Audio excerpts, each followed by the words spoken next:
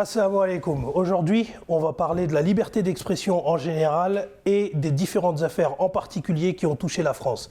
Comme vous le savez, il y a l'affaire Mila. Dans l'affaire Mila, vous avez une jeune femme qui est intervenue sur les réseaux sociaux et qui a provoqué la polémique puisqu'elle a émis un certain nombre de critiques à l'égard tant de Dieu que de plusieurs religions. Alors elle dit que ça concernait la majorité des religions, mais on voit bien que dans ses propos, l'islam est clairement visé.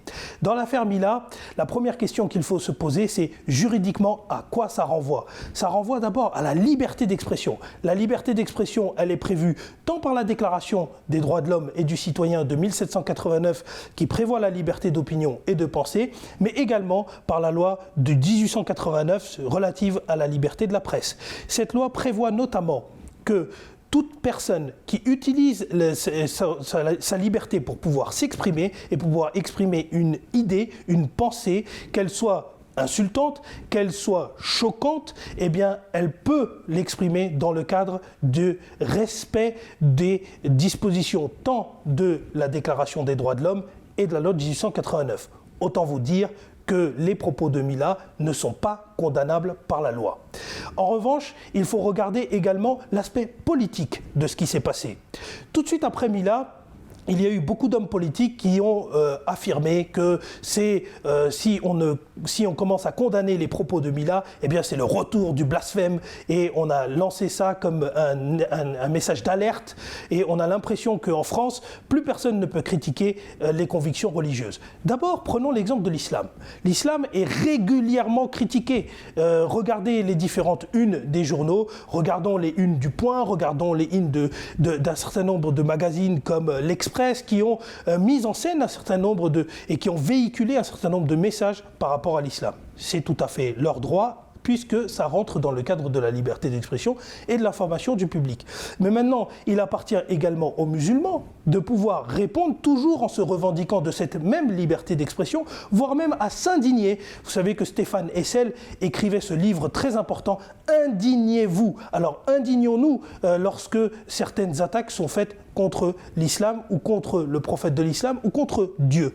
Mais dans ce cadre-là, nous ne parlerons pas de blasphème, mais nous parlerons de droit de réponse.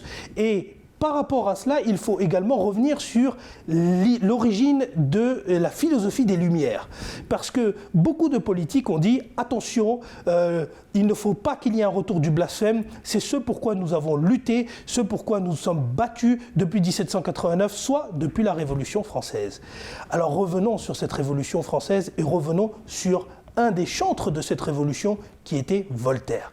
Voltaire a effectivement eu certaines positions qui consistaient à défendre la liberté d'expression, à défendre le courage de certains de venir en face dans la société publique, sur la place publique, et puis de défendre des idées. Mais à l'époque, c'était des idées de liberté, de grandeur.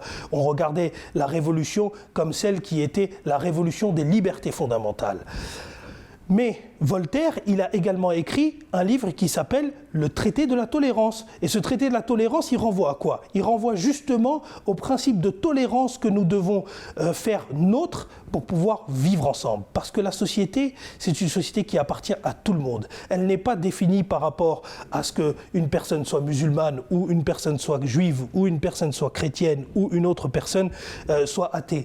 Mais elle est définie dans son ensemble. Alors pourquoi heurter les sensibilités des uns et des autres? Pourquoi ne pas vivre dans un respect mutuel, dans une tolérance mutuelle? Et plutôt que de s'indigner et de parler d'interdiction, de critiquer les religions, ce qui n'est pas vrai, ce qui ne représente pas la réalité sociale, pourquoi ne pas plus aller en avant et puis penser à un schéma collectif de société, à penser en commun et à penser au vivre ensemble. Et c'est ce que nous vous proposons à travers cette vidéo. C'est d'imaginer une société française qui serait plus respectueuse. Je porte un chapeau, mais ça ne veut pas pour autant dire que ce chapeau, il est là pour heurter, pour insulter ou pour choquer les opinions de quelqu'un.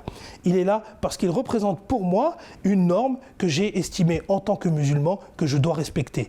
Mais ce n'est pas pour autant qu'il porte atteinte à l'ordre public. Ce n'est pas pour autant que quand je marche dans la rue, je porte atteinte aux sentiments des autres. Voilà la société dans laquelle nous devrions vivre. Alors, faisons en sorte de vivre ensemble.